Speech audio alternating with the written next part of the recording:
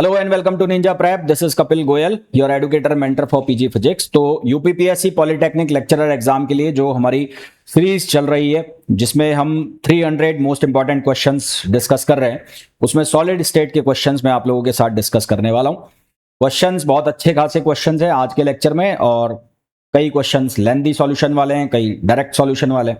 तो इन क्वेश्चन से आपके कॉन्सेप्ट्स भी क्लियर होंगे, थ्योरी भी बहुत अच्छे से क्लियर होगी।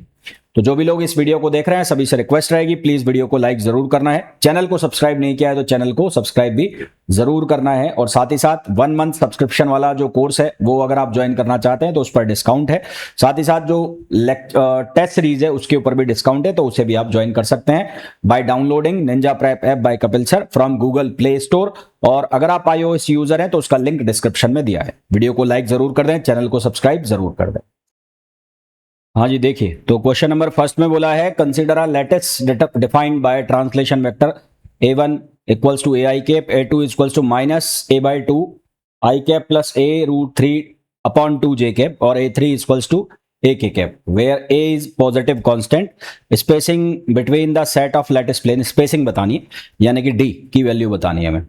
तो इसको करेंगे कैसे भाई? इसको करने के लिए सबसे पहले हम जो प्रिमिटिव रेसिप्रोकल लैटिस वेक्टर है b1, उसको हम निकाल लेंगे। तो सबसे पहले हम निकाल लेंगे primitive reciprocal lattice vector, primitive reciprocal lattice vector. और लैटिस वेक्टर जो है b1 हम निकाल रहे हैं, तो b1 को लिखने का तरीका क्या होगा? b1 vector is equals to 2 pi, और b1 निकाल रहे हैं तो यहां पर क्या आएगा? a2 का क्रॉस मल्टीप्लीकेशन a3 से, और फिर यहां पर आएगा वॉल्यूम, यानी कि a1 dot a2 cross a3। तो आपको ये a2 क्रॉस a3 निकालना है यहां से, ठीक है। और एक बार आपको a1 dot a2 cross a3 निकालना है। तो सबसे पहले आप a2 क्रॉस a3 निकाल लो। तो a2 क्रॉस a3 निकालोगे तो माइनस a बाई टू, ये आ गया आई कैप, प्लस यहां आ गया a रूट 3 अपॉन 2, ये आ गया j कैप, और इसका क्रॉस प्रोडक्ट कराना है a3 के साथ। a3 कितना है? a3 है a के कैप, a3 जो लिखा हुआ है वो a के कैप लिखा हुआ है, ठीक है, a के कैप। तो भाई कराओ इनका क्रॉस प्रोडक्ट। तो इनका क्रॉस प्रोडक्ट कराओगे तो आई के, ये बनेगा माइनस जे, है ना, और जे के बनेगा आई। तो हमारे पास यहां पर क्या बन जाएगा? जे के तो प्लस आई बनेगा, तो ये बनेगा ए स्क्वायर रूट 3 अपॉन 2, और इनका तो बन जाएगा आई के प्लस, यहां पर ये माइनस है तो आई के बनेगा माइनस जे, माइनस माइनस प्लस हो जाएगा, तो ये हो जाएगा ए स्क्वायर अपॉन 2, और ये हो जाएगा जे, ए स्क्वायर अपॉन 2 जे। तो ये तो आ गया हमारे पास a2 क्रॉस a3। अब इसका डॉट प्रोडक्ट करा देंगे a1 के साथ, तो वॉल्यूम में आ जाएगा। तो इसी तरह से हम निकाल लेंगे a1 dot a2 cross a3। तो a1 जो है उसकी वैल्यू है ए आई कैप, और डॉट प्रोडक्ट कराना है इसके साथ, तो ये है ए स्क्वायर रूट 3 अपॉन 2, और यहां पर है आई कैप प्लस ये है ए स्क्वायर अपॉन 2 जे कैप। तो इन दोनों का डॉट प्रोडक्ट कराया तो ये बनेगा ए क्यूब और अंडर रूट 3 अपॉन 2। तो ये हमारे पास इन दोनों का डॉट प्रोडक्ट बन गया, है ना। अब हमें क्या निकालना है? b1। तो b1 वेक्टर जो है उसकी वैल्यू जो आ जाएगी वो आ जाएगी 2 पाई, और इन दोनों का जो डॉट प्रोडक्ट क्रॉस प्रोडक्ट हमने किया था तो वो हमने निकाल लिया। तो ए स्क्वायर सब में से कॉमन आ रहा है, तो ए स्क्वायर बाई 2 कॉमन आ रहा है, तो उसको हम काट देंगे। तो यहां बचेगा हमारे पास रूट 3 आई कैप प्लस जे कैप, और इसी तरह से ये जो डिनोमिनेटर है इसमें ए क्यूब आया ना यहाँ पर, और ऊपर से था ए स्क्वायर, तो यहां बच जाएगा ए, और रूट 3, यहाँ क्या बना था? रूट थ्री तो रह गया, 1/2 आया, और 1/2 यहां पर भी बना, तो 2 से 2 काट दिया हमने। तो यहां पर रह जाएगा हमारे पास a रूट 3, है ना। यहां पर क्या बच जाएगा? a रूट 3, ये हमारे पास बच जाएगा। अब हमें जो प्लेन दिया हुआ है वो कौन सा दिया हुआ है? 100। तो 100 प्लेन के लिए हम क्या निकाल लेंगे? Reciprocal lattice vector. तो रेसिप्रोकल लैटिस वेक्टर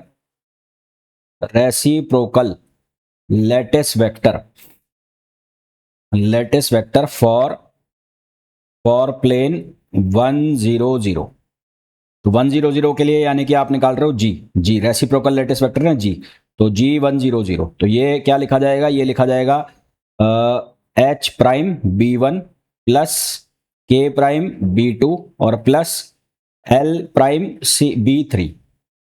तो H प्राइम की वैल्यू 1, ये B1 हो गया, प्लस यहाँ 0 आ गया, प्लस यहाँ पर 0 आ गया, क्योंकि K और L दोनों क्या दे रखे हैं 0। तो ये वैल्यू जो है वो किसके बराबर हो गई, B1 के बराबर हो गई। अब इसका हम क्या निकाल लेंगे, मैग्नीट्यूड निकाल लेंगे। एक बार रुकना भाई, अब हम इसका क्या निकाल लेंगे, मैग्नीट्यूड निकाल लेंगे। तो इसका जो मैग्नीट्यूड आएगा B1 का, G100 का, तो G100 का मैग्नीट्यूड किसके बराबर आ गया, ये आ जाएगा B1 का मैग्नीट्यूड। और B1 का जो मैग्नीट्यूड है वो कितना हो जाएगा, वो हो जाएगा 2 पाई अपॉन A, ये तो बाहर आ गया, और स्क्वायर रूट में क्या हो जाएगा, ये हो जाएगा 1 स्क्वायर, √3 को अंदर भेज देंगे उसको, तो यहां से बन जाएगा 1 अपॉन √3 और इसका हो जाएगा स्क्वायर। तो हमारे पास यहां से बनेगा 4 pi upon A√3, 4 pi upon A√3, ये हमारे पास रेसिप्रोकल लैटिस वेक्टर की वैल्यू आ गई। ठीक है, अब इसका जो मैग्नीट्यूड है वो हमने निकाल लिया। हमें निकालनी है इंटरप्लेनर स्पेसिंग। तो इंटरप्लेनर स्पेसिंग, तो इंटरप्लेनर स्पेसिंग कैसे निकालेंगे, वो निकालेंगे हम D100 प्लेन के लिए। तो ये कैसे हो जाएगा, ये हो जाएगा 2 पाई अपॉन G100। तो G100 ऑलरेडी हमने निकाल लिया है, ये वैल्यू आई 2 पाई अपॉन 4 पाई, और ये आ गया A√3। इसको सिंप्लीफाई करेंगे तो आंसर हमने पास बचेगा √3 अपॉन 2 और ये A। तो हमारे पास जो आंसर है वो कितना आ जाएगा, आंसर आ जाएगा C, है ना। क्या आंसर आ जाएगा, C आंसर आ जाएगा। तो बड़ा क्वेश्चन था, बहुत सारी चीजें इसमें लगी हुई थी। आंसर इसका कितना आ जाएगा, √3a/2। एक बार कर लेना इसको, इससे आपके रेसिप्रोकल लैटिस वेक्टर के कॉन्सेप्ट जो हैं वो क्लियर हो जाएंगे। Next, crystals of KCl। Next question जो है उसमें पूछा है crystals of KCl and KBr। Crystals of KCl and KBr, एक मिनट रुकना। KCl and KBr have the same structure, FCC lattice and a diatomic basis consisting respectively of K plus and Cl minus ions and K plus and Br ions. Yet the Bragg lines with odd Miller indices are absent in KCl. This happens because, अब ये हो क्यों रहा है ये हमें बताना है, इसका रीजन बताना है। ठीक है, इसका हमें क्या बताना है, रीजन बताना है। तो सबसे पहले तो K प्लस और Cl माइनस जो दोनों हैं उनके पास 18 इलेक्ट्रॉन्स हैं, जो उनको क्या बताना है, बना रहे हैं आइसो इलेक्ट्रॉनिक बना रहे हैं। क्या बना रहे हैं, आइसो इलेक्ट्रॉनिक। और क्योंकि उनका जो इलेक्ट्रॉनिक कॉन्फ़िगरेशन है वो आइडेंटिकल है, दोनों का जो इलेक्ट्रॉनिक कॉन्फ़िगरेशन है वो आइडेंटिकल हो गया, तो उनके जो एटॉमिक फॉर्म फैक्टर हैं वो क्या होंगे, इक्वल होंगे। यानी कि FK प्लस इक्वल्स टू क्या होगा, FCl माइनस। और इसकी वजह से जो कंप्लीट कैंसिलेशन हो जाएगा किसका, डायफ्रैक्शन पीक्स का, for odd Miller indices in the structure factor equation. तो स्ट्रक्चर फैक्टर इक्वेशन में जो आइसो इलेक्ट्रॉनिक्स होने की वजह से इसका जो कंप्लीट क्या हो जाएगा, आइसोलेशन हो जाएगा। तो A भी सही है और B भी सही है। तो हमारे पास जो सही आंसर क्या आ जाएगा, वो आ जाएगा C आ जाएगा। क्या आंसर आ जाएगा, C। मैं यहां लिख भी देता हूं यहां पर इस चीज को कि K plus and Cl minus, K plus and Cl minus, तो K plus and Cl minus, K plus and Cl minus ions both have 18 electrons, both have 18 electrons, और ये इसको क्या बनाते हैं, आइसो इलेक्ट्रॉनिक बनाते हैं, मेकिंग देम आइसो इलेक्ट्रॉनिक, ये इनको आइसो इलेक्ट्रॉनिक बनाते हैं। ठीक है, उसके बाद जो इनका इलेक्ट्रॉनिक कॉन्फ़िगरेशन है वो आइडेंटिकल हो रहा है, जिसकी वजह से इनके जो एटॉमिक फॉर्म फैक्टर है वो भी एसेंशियली क्या हो जाते हैं, इक्वल हो जाता है। And they have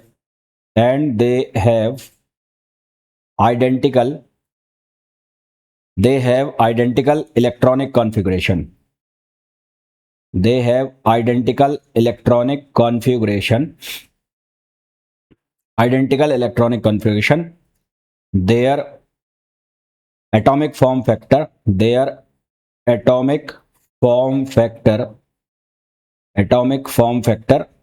are essentially equal. तो इनका जो एटॉमिक फॉर्म फैक्टर है वो भी क्या हो जाता है, इक्वल हो जाता है। और इक्वल होकर कितनी वैल्यू बन जाती है, FK प्लस की वैल्यू FCl माइनस के बराबर हो गई। तो हमारे पास दोनों ही सही आंसर आ गए। नेक्स्ट है the density of single electron orbital. अब इसका तो शॉर्ट ट्रिक है, कि हमारे पास जो डेंसिटी ऑफ स्टेट है, डेंसिटी ऑफ स्टेट वो प्रोपोर्शनल होता है किसके, एनर्जी की पावर, यहां हो गया d/s-1। डी का मतलब होता है डायमेंशन, डी का मतलब है डायमेंशन, डायमेंशन मतलब आप 1 डायमेंशन में काम कर रहे हो, 2 डायमेंशन में, 3 डायमेंशन में। S1 होगी वैल्यू यदि मासलेस पार्टिकल है यानी कि photon, for massless particle,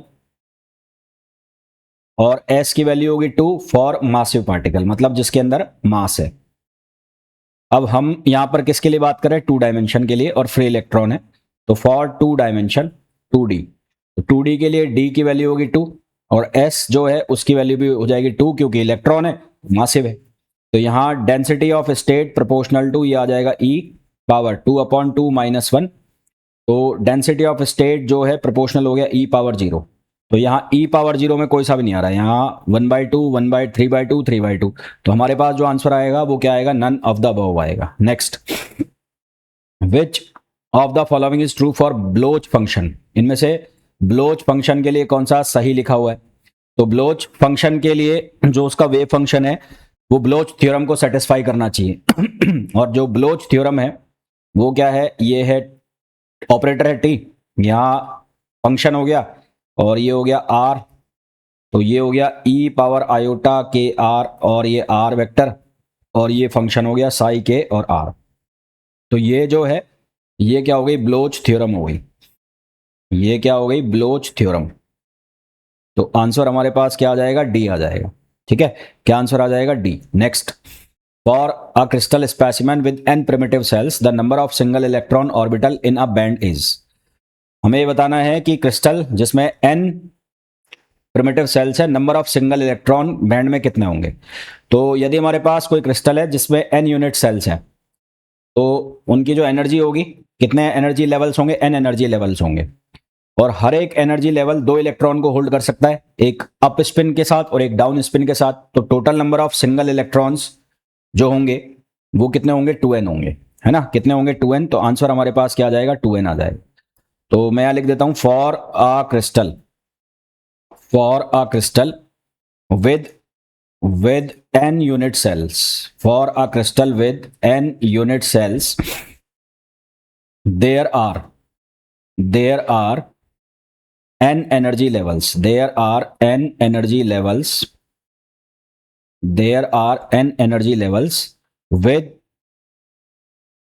within a hand, since each energy level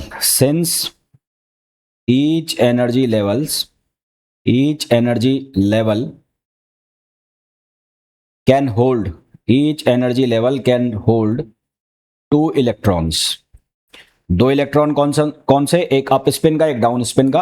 तो टोटल नंबर ऑफ कितना आ जाएंगे, टोटल इलेक्ट्रॉन्स, तो टोटल इलेक्ट्रॉन्स जो हो जाएंगे इसमें वो कितने हो जाएंगे, 2n। तो आंसर हमारे पास कितना आ जाएगा, 2n आ जाएगा। Next, the diamagnetic susceptibility is essential independent of temperature, तो under all circumstances as long as the electronic structure is independent of temperature at y. ये हमें पूछा है कि डायमैग्नेटिक सस्पेक्टेबिलिटी जो है वो क्या सभी सर्कमस्टांसेस में टेम्परेचर से इंडिपेंडेंट रहती है या कोई स्पेशल कंडीशन होती है।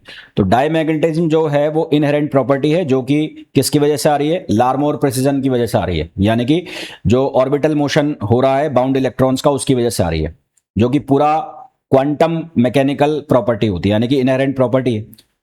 और जब तक जो इलेक्ट्रॉनिक स्ट्रक्चर है वो चेंज नहीं होगा तब तक डायमैग्नेटिक सस्पेक्टेबिलिटी बनी रहेगी, और जब भी इलेक्ट्रॉनिक स्ट्रक्चर जो उसका चेंज हो जाएगा तो डायमैग्नेटिक सस्पेक्टेबिलिटी टेम्परेचर के साथ चेंज होगी। तो हमारे पास आंसर क्या आ जाएगा, बी आ जाएगा। Next,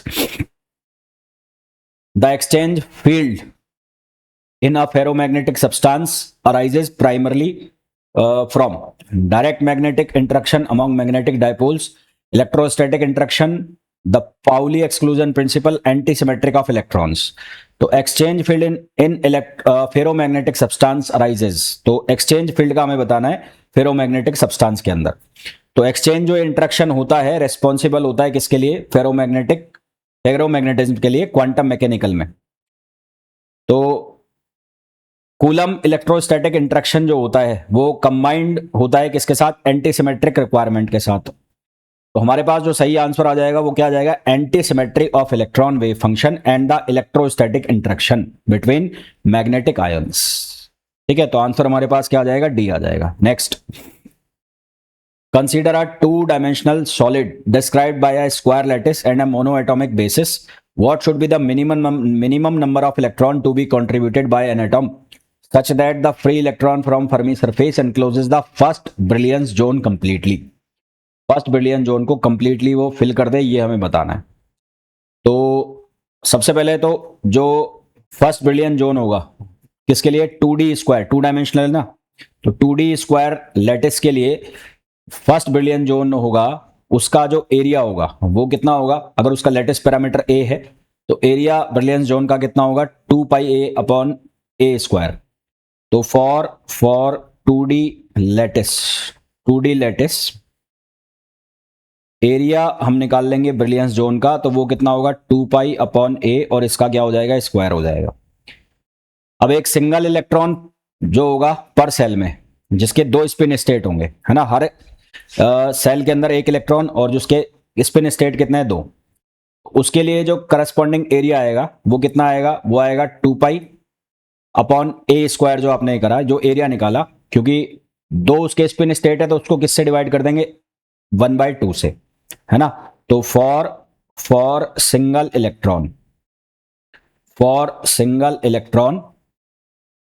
with two spin state, उसकी 2 स्पिन स्टेट है, तो उसका जो करस्पॉन्डिंग एरिया है, तो करस्पॉन्डिंग एरिया इन के स्पेस,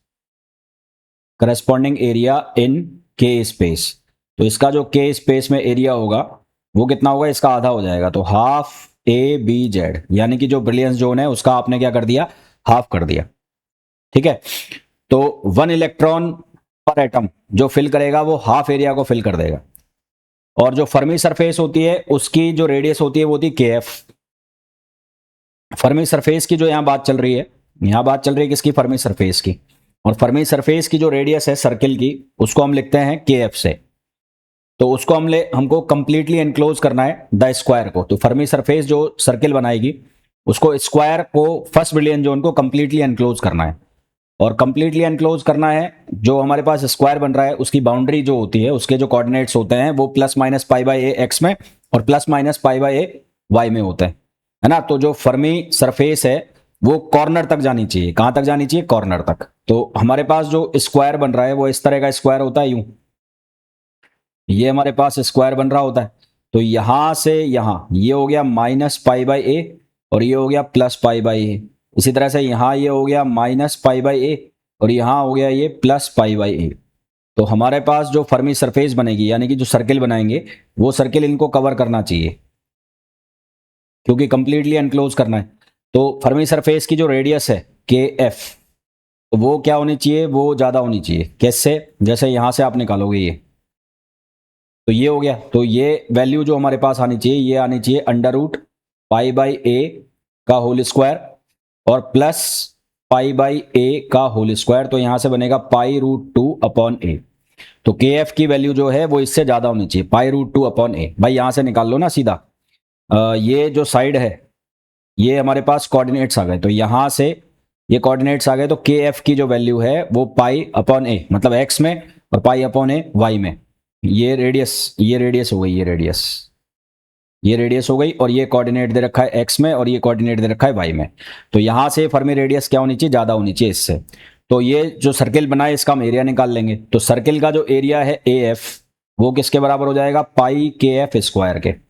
πKF स्क्वायर से निकालोगे तो ये वैल्यू यहां रखोगे, तो ये बन जाएगा 2, कितना बनेगा, π square, 2π square upon a square, 2π square upon a square, ये क्या बन जाएगा, इसका एरिया बन जाएगा, π³ होगा ना, हाँ, तो ये इसका क्या बन जाएगा, एरिया बन जाएगा। तो हमें क्या बताना है, नंबर ऑफ इलेक्ट्रॉन्स। तो नंबर ऑफ इलेक्ट्रॉन्स जो होंगे n, वो किसके बराबर होंगे, वो होंगे AF और एरिया पर इलेक्ट्रॉन। तो AF जो हमने निकाला वो निकाला कितना, 2π स्क्वायर अपॉन a स्क्वायर, और एरिया पर इलेक्ट्रॉन जो है ABZ का हाफ था, तो ये भी कितना था, ए बी जेड का हाफ, यानी कि ये जो है यहाँ पर निकल रहा है 4 पाई स्क्वायर, और इसको 2, तो ये भी कितना बन रहा है, ये भी बन रहा है 2 पाई स्क्वायर अपॉन ए स्क्वायर। कितना बन रहा है, 2 पाई स्क्वायर अपॉन ए स्क्वायर। तो यहां से हमारे पास आंसर आया कितना, 1। यहां से हमारे पास कितना आंसर आ गया, 1 आंसर आ गया। तो ये हमारे पास number of electron 1 pair of state per unit आया, 1 pair of state per unit आया। ठीक है, तो n की जो वैल्यू है हमारे पास, वो अगर हम रखें यहाँ पर, 1 मिनट रुकना, यहाँ पर कुछ गड़बड़ करी है मैंने। ये के एफ स्क्वायर जब हम निकालेंगे तो यहाँ से कितना आएगा, ये पाई है ना, तो पाई बाहर आ गया, ये पाई क्यूब करो भाई इसको, ये पाई है तो ये पाई क्यूब होगा, पाई क्यूब, और ये भी पाई क्यूब हो जाएगा यहाँ पर। और ये इसका जब स्क्वायर करेंगे हम ब्रिलियंस जोन वाले का, तो यहाँ पर 1 मिनट रुकना, ये काम नहीं कर रहा है, 1 मिनट रुको यार। हाँ, तो यहाँ पर ये कितना बन रहा है, ये बनेगा 1/2, और ये बनेगा 4 पाई स्क्वायर अपॉन ए स्क्वायर। हाँ जी, तो ये यहाँ से ये 2 कैंसिल हो गया, तो ये पाई बचा है यहाँ पर, यहाँ बच जाएगा हमारे पास पाई। क्या आंसर आ जाएगा, पाई आ जाएगा।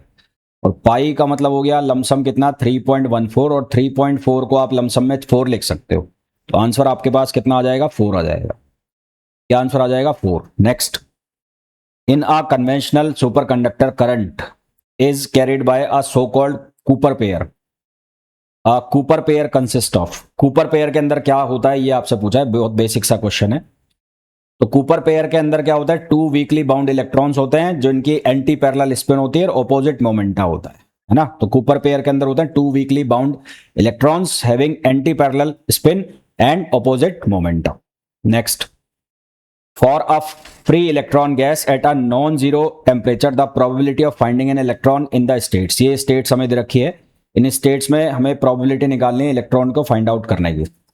तो सबसे पहले जो फर्मी डायरेक्ट फंक्शन होता है प्रोबेबिलिटी का, तो फर्मी डायरेक्ट फंक्शन होता है F E equals to 1 upon E power, ये हो गया ई माइनस, यहां से हो गया एप्सिलॉन एफ, और अपॉन के बी टी और +1।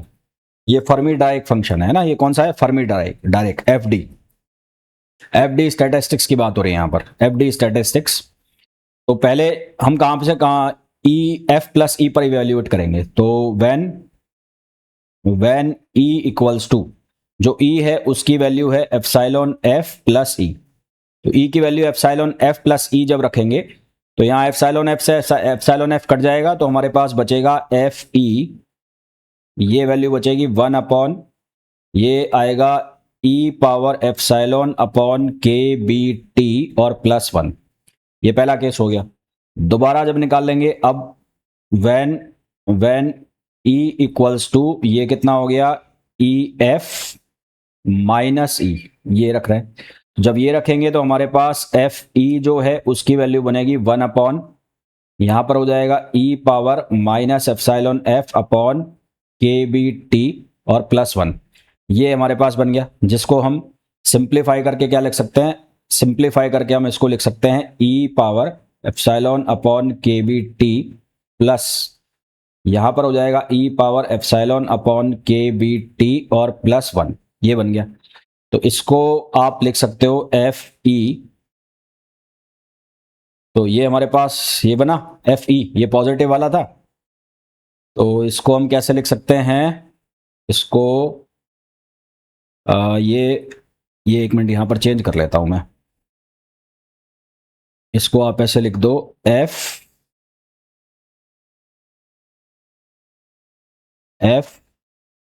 ई एफ प्लस ई। तो इसको आप चेंज करके लिख सकते हो कैसे, 1 माइनस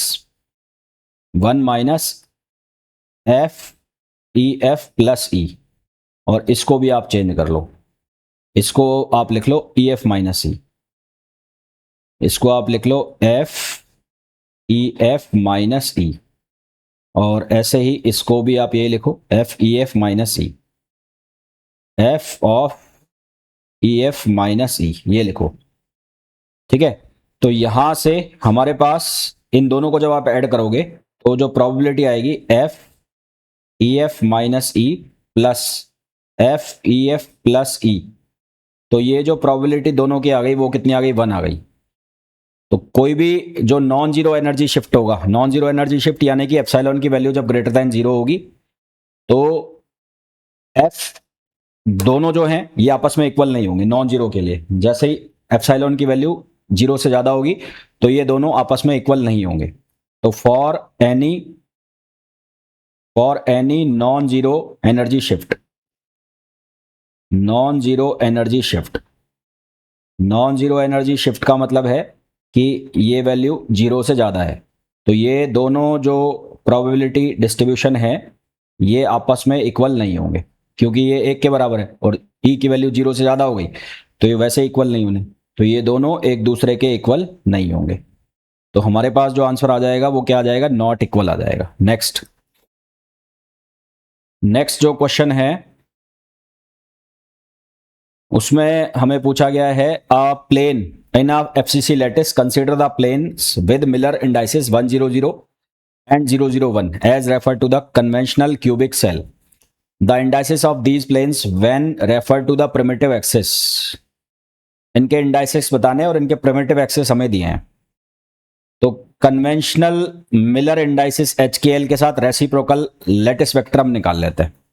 तो हम क्या निकाल लें, रेसिप्रोकल लेटिस वेक्टर G, तो वो HA1 प्लस KA2 और प्लस LA3। तो यहां से इसको कैसे लिखते हैं, इसको लिखते हैं 2 पाई अपॉन A और ये लिखा जाता है HX प्लस KY और प्लस LZ। ठीक है, अब जो प्रिमिटिव रेसिप्रोकल लेटिस वेक्टर होते हैं वो होता है B1 B2 B3 BC FCC में, क्योंकि कौन सा लेटिस दिया हुआ है, FCC। तो for FCC primitive lattice vector, primitive lattice vector FCC के लिए, तो FCC के लिए B1 की वैल्यू कितनी होती है, 2 पाई अपॉन A और ये बनता है X plus Y minus Z. और इसी तरह से B2 की वैल्यू निकाल लो, तो B2 की वैल्यू होती है 2 पाई अपॉन A और ये होता है minus X plus Y plus Z. और एक होता है B3 की वैल्यू होती है 2 पाई अपॉन A और यहां पर हो जाएगा अब माइनस का वाई हो जाएगा x minus Y plus Z. तो ये हमारे पास B1 B2 B3 की वैल्यू निकाल ली। अब हम निकाल लेंगे G जो है हमने निकाला प्रिमिटिव रेसिप्रोकल बेसिस में, अब उसको लिखेंगे। तो प्रिमिटिव रेसिप्रोकल बेसिस में लिखेंगे तो G की जो वैल्यू है उसको जैसे हमने पहले क्वेश्चन में लिखा था H prime B1 plus K prime B2 और प्लस L प्राइम और B3, ऐसा हमने लिख दिया। तो कौन कौन से प्लेन है हमारे पास, 100, तो फॉर 100 कौन सा प्लेन, 100 प्लेन के लिए क्या लिखा जाएगा, 100 के लिए क्या बचेगा, यहाँ 1 आएगा, बस ये दोनों 0 हो जाएंगे। तो यहाँ पर हमारे पास G1 प्राइम यानी कि ये वाला, ये वाला, तो जो G है उसकी वैल्यू क्या बनेगी, 2 पाई अपॉन A और x prime, 2 pi upon A x prime, और ये 2 pi upon A x prime और यहां पर ये किसके बराबर हो जाएगा, ये बराबर हो जाएगा B1 प्लस B3। ठीक है, किसके बराबर हो जाएगा, B1 प्लस B3। अगर मैं ये जो लिखा है B1 और B3 इन दोनों का सम कर दूं तो B1 और B3 का सम भी किसके बराबर आ रहा है, 2 pi upon A into 2x।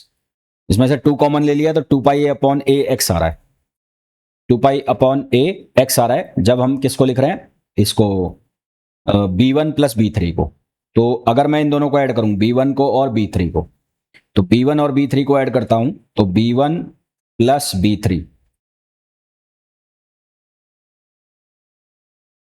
तो यहां से B1 प्लस B3 ऐड करता हूं तो ये क्या बन रहा है, ये बन रहा है 2 पाई अपॉन A और इंटू 2x।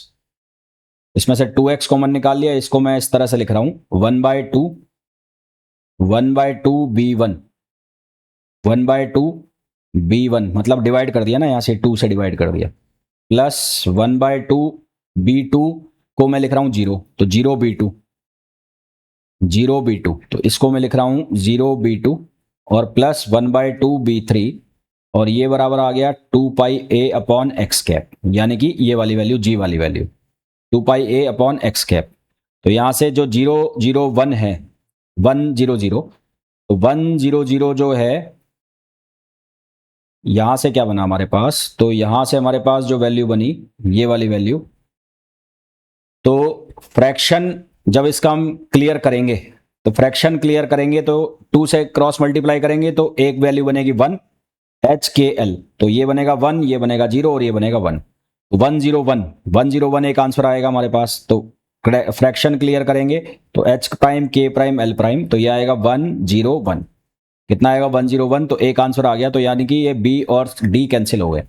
इसी तरह से हम दूसरे उसके लिए निकाल लेंगे, जो दूसरा हमें प्लेन दिया है सेम ही तरीका होगा, तो उसके लिए आएगा हमारे पास 011, तो आंसर हमारे पास क्या आ जाएगा, ए आ जाएगा। क्या आंसर आ जाएगा, ए आंसर आ जाएगा। ठीक है, तो फुली जितने भी क्वेश्चंस मैंने आपको कराए हैं वो बहुत अच्छे से समझ आ गए होंगे। मिलते हैं नेक्स्ट वीडियो में, till then thank you, bye bye.